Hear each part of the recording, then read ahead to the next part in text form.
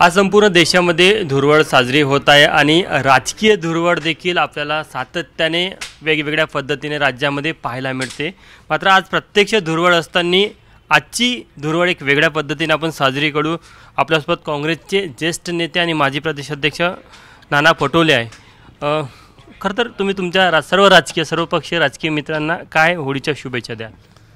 बुरा न मानो होली है असं म्हणून आपण होळीला त्या पद्धतीचा एक सन्मान करतो। जे काही पण एक गोष्ट आहे की सुरुवातीलाच मी महाराष्ट्राच्या तमाम जनतेला होळीच्या मनपूर्वक शुभेच्छा देतो। होळीचा सण हा आम्हाला आपसातलं वैरत्व बाजूला सारून जसं अनेक रंगांनी ही होळी साजरी केली जाते तसंच मानवी जीवनामध्ये सुद्धा अनेक रंग असतात।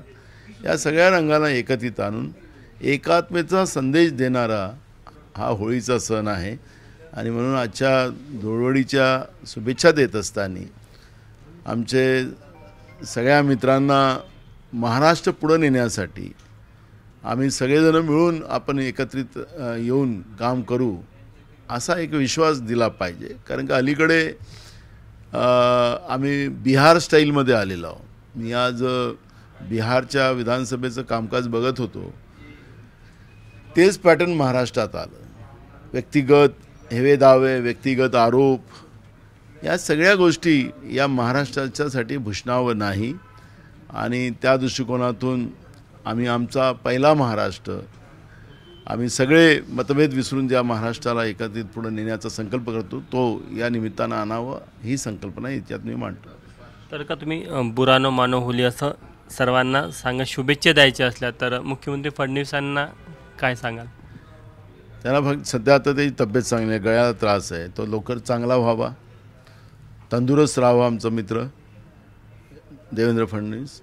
पण अलीकडच्या काळामध्ये ते मोदींजींची सवय त्यांना जास्त पडली, खूप गोष्टी खोट्या बोलून जातात, ते आता त्यांनी थांबवावं आणि पहिला देवेंद्र फडणवीस जो महाराष्ट्राच्या जनतेसाठी आणि विशेष करून विदर्भासाठी त्यांचा जो आवाज राहायचा तो आता आवाज सत्तेमध्ये कमी का पडला? सगळी चाबी तुमच्याजवळ आहे पण बारामतीला सगळं का जाते आणि इकडे का येत नाही, हे सगळे प्रश्न या निमित्तानं आहे। बुरा न मानो होली आहे। अजितदादांनी अर्थसंकल्प मांडला। अजितदादांनी तर मी 11वा अर्थसंकल्प त्यांनी मांडलेला आहे। मला वाटतं की त्यांचा मी हावभाव पाहत होतो अर्थसंकल्प मांडत असताना त्यांनाच हजम होत नव्हता।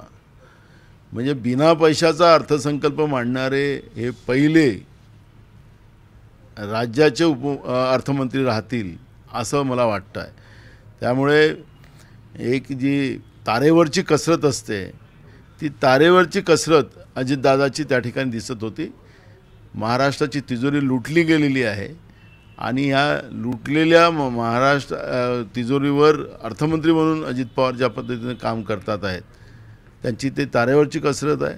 वाईट परिस्थिती आहे त्यांची, स्वतःलाच त्यांना ते स्वतः समाधानी नाही या अर्थसंकल्पावर, तर राज्याची जनता काय राहणार? आणि बुरा न मानो होली आहे। एकनाथ शिंदे साहेबांना बुरा न मानो होली आहे म्हणत काय शुभेच्छा द्याल? काय त्यांचा तर फार प्रॉब्लेम झाला। आता देवेंद्र फडणवीस त्यांच्या योजना बंद करायला निघाले, त्यांनी त्यांचा चेहरा पुढे ठेवून महाराष्ट्रामध्ये बहुमताचं सरकार आणलं, ते अजूनही त्यांचं मनातलं ते शल्य निघत नाही आहे। पण त्यांची खुर्चीतून त्यांना बाजूला सारण्यात आलं।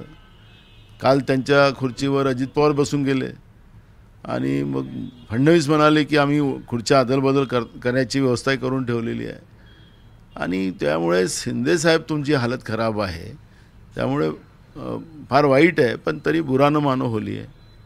तुमचे स्वतःच्या पक्षातले तुमचे सहकारी विजय वडेट्टीवार त्यांच्याबद्दल कशा शुभेच्छा द्याल?